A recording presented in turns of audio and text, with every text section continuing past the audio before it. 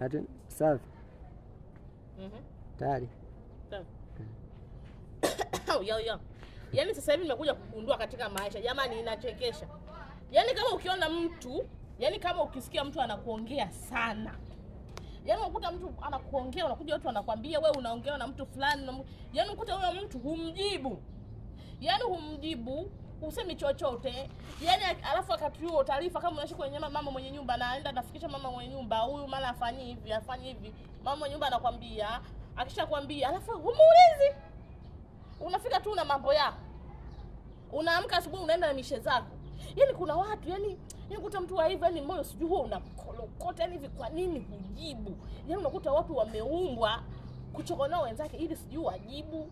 Ukiona kama umekaa kimya tu tena, wanaanza tena kutafuta sababu.